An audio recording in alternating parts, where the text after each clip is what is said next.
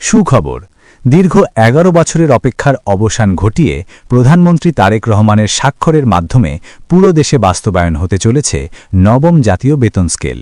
সাথে থাকবে পেনশনভোগীদের জন্য দারুণ সুখবর, ১০০% পেনশন ও আরও অনেক সুযোগ সুবিধা। আসসালামু আলাইকুম দর্শক, কেমন আছেন সবাই? আশা করছি সবাই ভালো আছেন।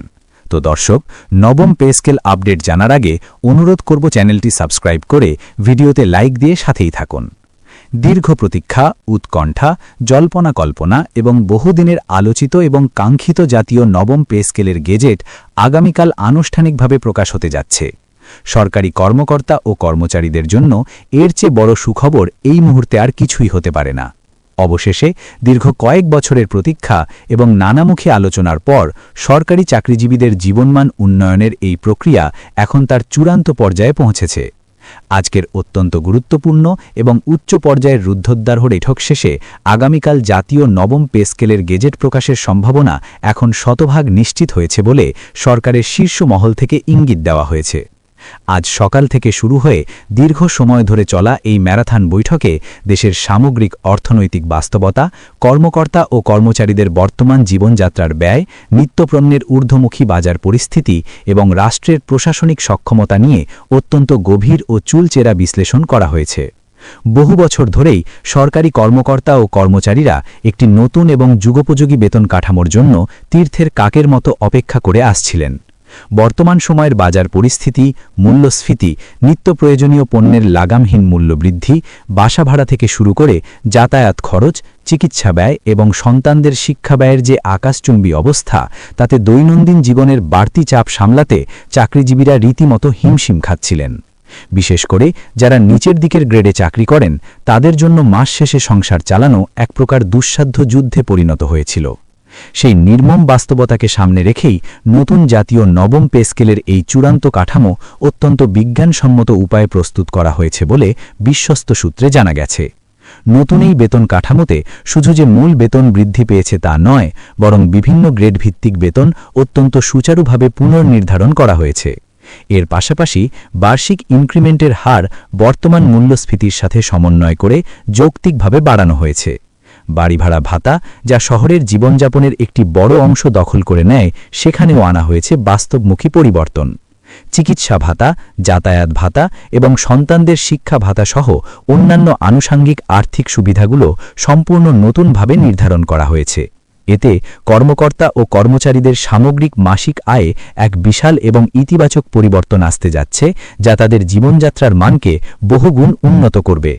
সবচেয়ে আশাব্যঞ্জক খবর হল, নতুন এই পে স্কেলের নিম্ন গ্রেডের কর্মচারীদের জন্য বিশেষভাবে বেতন বৃদ্ধির হার উচ্চপদস্থদের তুলনায় আনুপাতিকভাবে অনেক বেশি রাখার একটি যুগান্তকারী পরিকল্পনা নেওয়া হয়েছে। এর মূল উদ্দেশ্য হল প্রশাসনের সর্বনিম্ন স্তরে কাজ করা কর্মচারীরা যেন তাদের পরিবার নিয়ে একটি সচ্ছল এবং সম্মানজনক জীবনযাপন করতে পারেন। একই সঙ্গে মধ্যম এবং উচ্চ গ্রেডের কর্মকর্তাদের বেতন কাঠামো নতুনভাবে এবং যৌক্তিকভাবে সমন্বয় করা হয়েছে, যাতে মেধাবী কর্মকর্তারা সরকারি চাকরিতে আরও বেশি আকৃষ্ট হন এবং পূর্ণ মনোযোগের সাথে রাষ্ট্রের সেবা করতে পারেন। এতে সরকারি চাকরিজীবীদের সামগ্রিক আয় কাঠামোতে যে বড় পরিবর্তন আসবে, তা প্রশাসনিক সেবার মানকেও উন্নত করবে।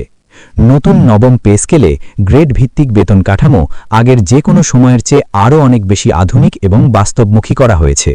বিভিন্ন ক্যাটাগরির কর্মকর্তা ও কর্মচারীদের নিজ নিজ দায়িত্ব, কাজের পরিধি, মেধা এবং আর্থিক প্রয়োজন গভীরভাবে বিবেচনা করে প্রতিটি স্তরে বেতন নির্ধারণের এই নতুন ব্যবস্থা রাখা হয়েছে। এতে করে বিভিন্ন ক্যাডার এবং নন ক্যাডার কর্মকর্তাদের মধ্যে দীর্ঘদিন ধরে চলে আসা বেতন বৈষম্য অনেকাংশে কমে আসার প্রবল সম্ভাবনা তৈরি হয়েছে। একটি বৈষম্যহীন জনপ্রশাসন গড়ে তোলার ক্ষেত্রে এটি একটি বিশাল মাইল ফলক। আজকের এই নীতি নির্ধারণী বৈঠকে শুধু কর্মরতদের নিয়েই নয়, বরং যারা তাদের জীবনের সোনালী সময়ে রাষ্ট্রের সেবায় ব্যয় করে আজ অবসরে আছেন, সেই সব অবসরপ্রাপ্ত কর্মচারীদের আর্থিক সুবিধা নিয়েও অত্যন্ত গুরুত্বের সাথে আলোচনা করা হয়েছে। কারণ নতুন বেতন কাঠামো কার্যকর হওয়ার সাথে সাথে স্বাভাবিকভাবেই পেনশনের হিসাব, গ্র্যাচুইটি এবং অবসরকালীন অন্যান্য আর্থিক সুবিধার পরিমাণও আনুপাতিক হারে বৃদ্ধি পাবে। এতে করে বর্তমান কর্মরত চাকরিজীবীদের পাশাপাশি লাখ লাখ প্রবীণ এবং অবসরপ্রাপ্ত নাগরিকের জীবনেও এক বিশাল আর্থিক স্বস্তি এবং ইতিবাচক প্রভাব পড়বে। শেষ বয়সে চিকিৎসার খরচ জোগাতে তাদের আর কারো মুখাপেক্ষী হতে হবে না। অর্থনৈতিক বিশ্লেষকদের একটি বিশেষ দল গত কয়েক মাস ধরে নিরলস কাজ করে দেখেছেন যে নতুন পে স্কেল বাস্তবায়নে সরকারের ঠিক কত হাজার কোটি টাকা অতিরিক্ত ব্যয় হবে এবং তা বর্তমান ও আগামী জাতীয় বাজেটের মধ্যে কিভাবে কোনো রকম নেতিবাচক প্রভাব ছাড়াই সমন্বয় করা যাবে।